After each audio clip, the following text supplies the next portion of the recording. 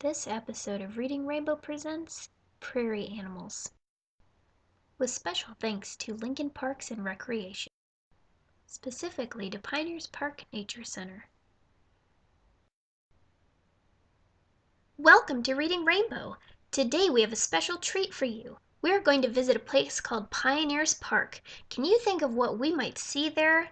We're going to see some animals. These animals come from the plains and they're called prairie animals. Today you might see some animals that you have never seen before. Some are old, some are little, and some are scary. After today, we'll know about all kinds of prairie animals and you'll even get to hear an incredible story about one.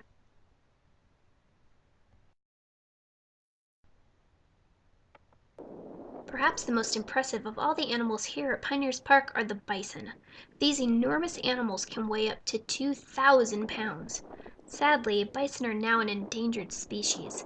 Historically, there used to be an estimated 20 to 30 million bison, but now roughly only 500,000 bison can be found in North America. Bison often rub, roll, and wallow.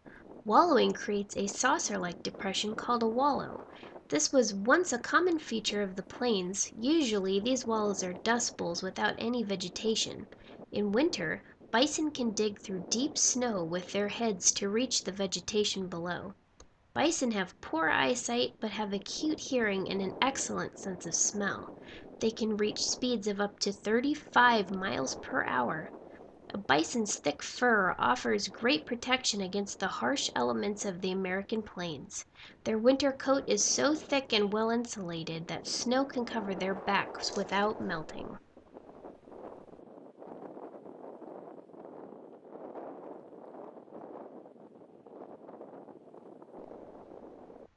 Of all the species found here at Pioneers Park, a great many of them are of the winged variety. These include the turkey vulture, the bald eagle, the turkey, hawks, and owls.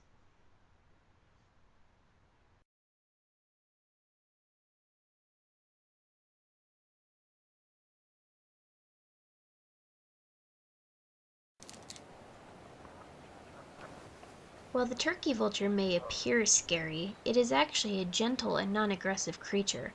Turkey vultures roost in large community groups, breaking away to forage independently during the day. These unique birds have a variety of interesting habits. They soar above the ground for much of the day, searching for food with its excellent eyesight and highly developed sense of smell.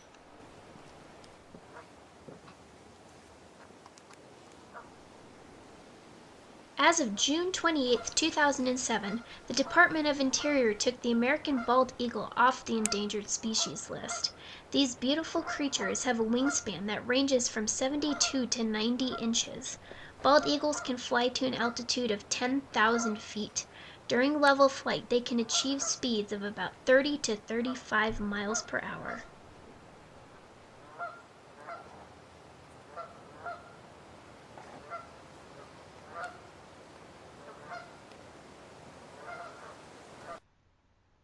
In the early 1930s, this grand game bird, the turkey, was on the verge of extinction, but today, thanks to hunters and wildlife restoration programs, the wild turkey is abundant and thriving in its homeland.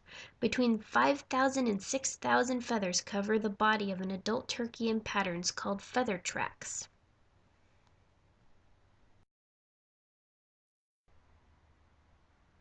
While there are 16 different species, all hawks have certain similarities such as keen eyesight, hooked beaks, and taloned feet. Hawks are efficient hunters. They catch, kill, and eat a variety of other animals in order to survive.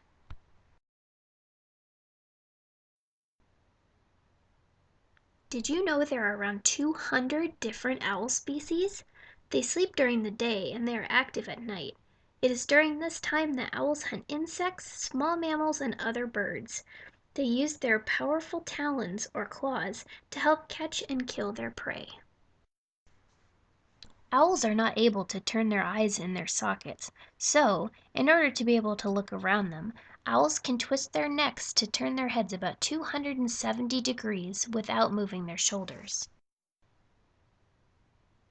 Let's hop on over to the Prairie Center. where we can take a look at some of the prairie's smaller animals.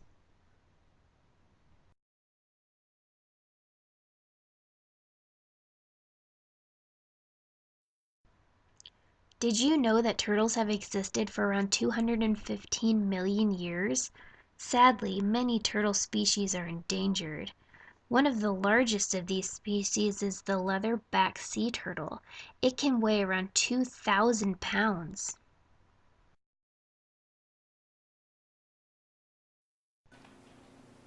Did you know that snakes are carnivores that eat meat?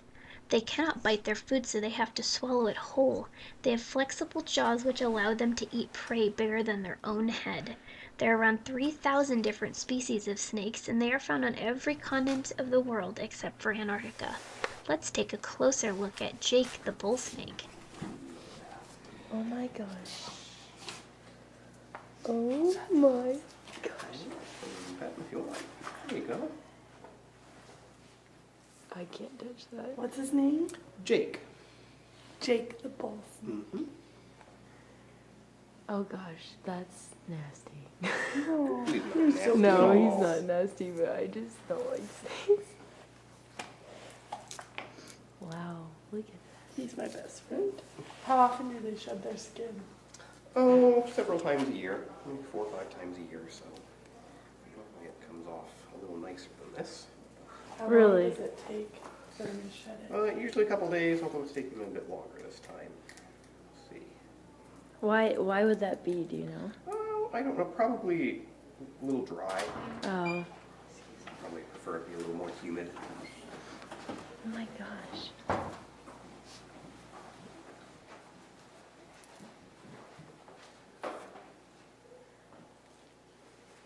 Whoa. Why do they shed their skin? Well, they just get too big for it. It wears out. That new skin underneath and take off the old. Take off our skin too. We just do it one little cell at a time to where they do it all at once. All at once, I see. How big will he get? He's a fairly large bull snake. I think the record in Nebraska is about 8 foot.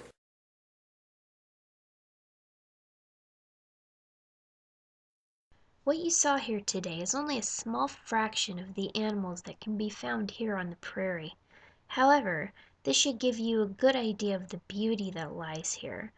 This is a great place to come with your family. There are lots of fun activities, walking paths, and fascinating creatures to discover.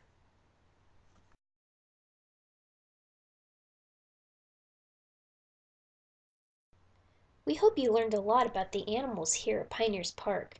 We encourage you to check out your own local parks to discover what your community has in store. Now, it's time to take a look at some special books that we picked out that give us a closer look at the prairie and the creatures that inhabit it. Now I'm going to read you a story about one of the prairie animals that we learned about today. This book is called The Legend of the White Buffalo Woman by Paul Goebel.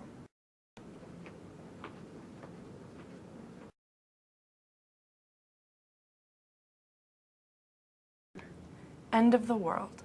Long, long ago, the Great Spirit made it rain day after day, and the water rose, covering everything. The people climbed a rocky ridge left jutting over the flood, yet even there the water flowed.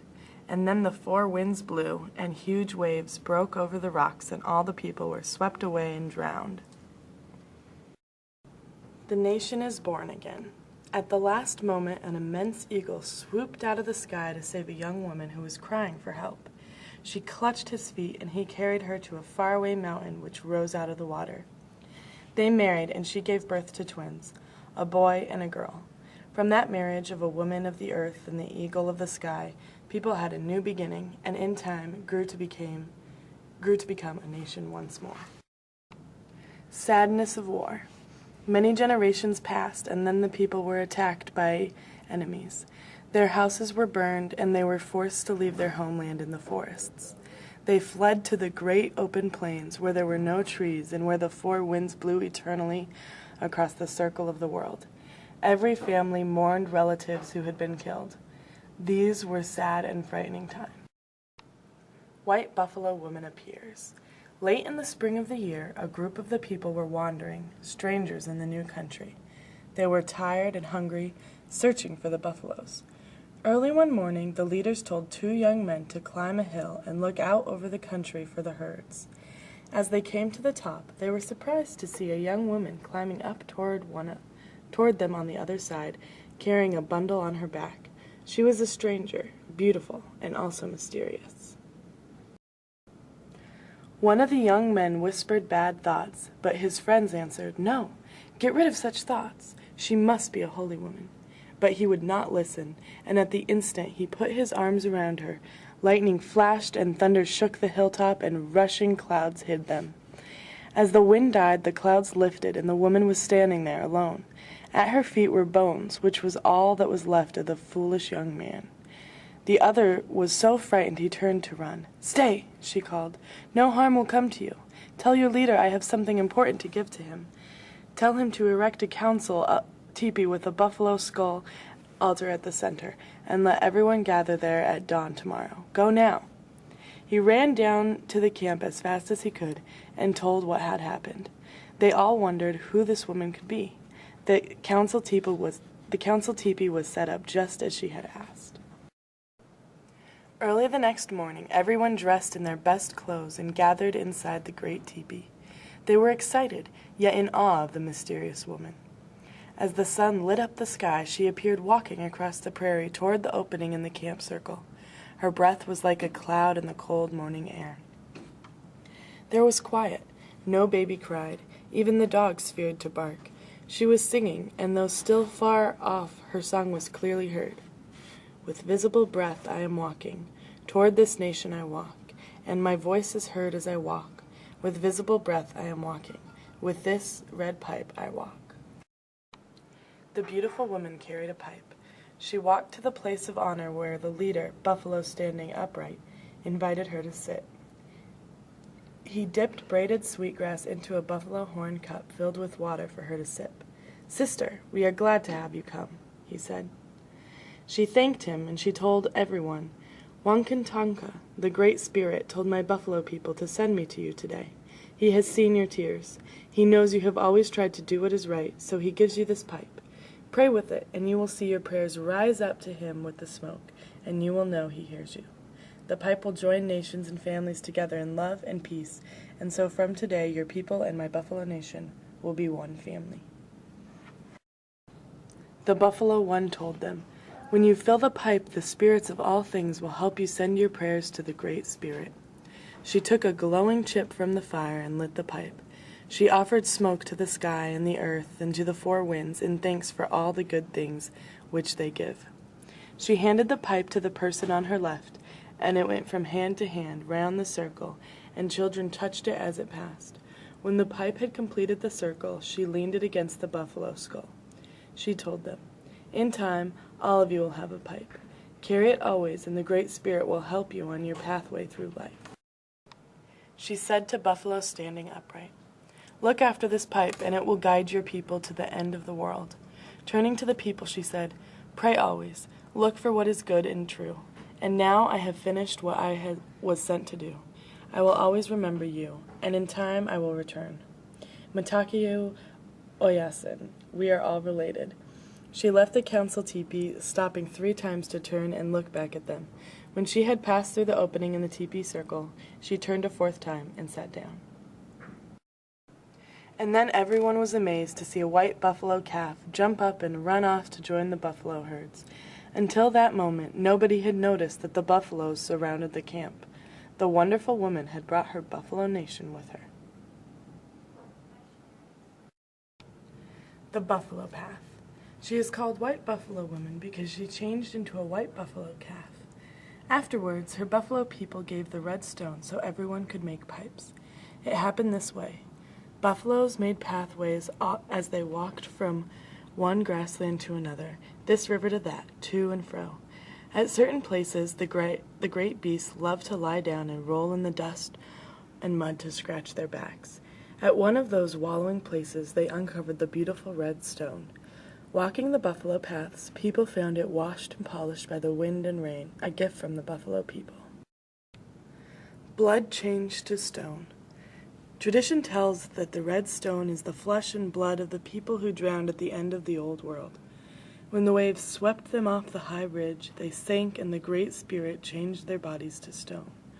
All these things which have been told here were born in the imagination of the Wankan Tonkan, the Great Spirit.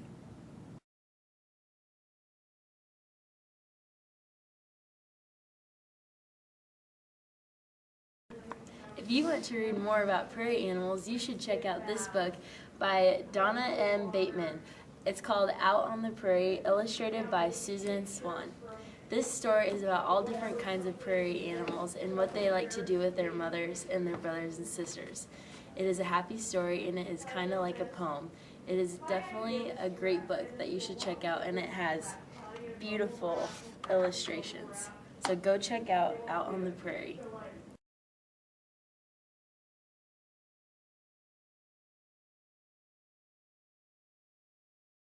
If you want to learn more about the prairie, you should read If You're Not From the Prairie by David Bouchard, illustrated by Henry Riplinger.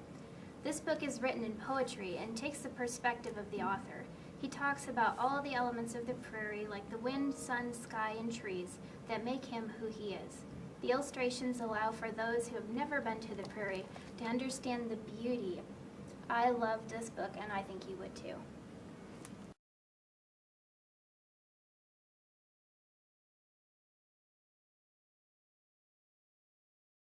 Believe it or not, horses used to roam the prairie. In The Girl Who Loved Wild Horses by Paul Goebel, we follow the story of a young Native American girl who takes care of her family's and her tribe's horses. One night, a terrible storm hits, and she and the horses are separated from the rest of the tribe. What happens next is up to you to decide.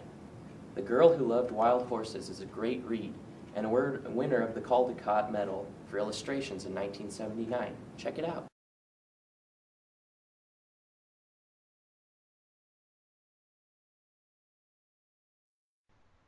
We hope you enjoyed our adventure through Pioneers Park. We encourage you to pick up one of these books to learn more about prairie animals.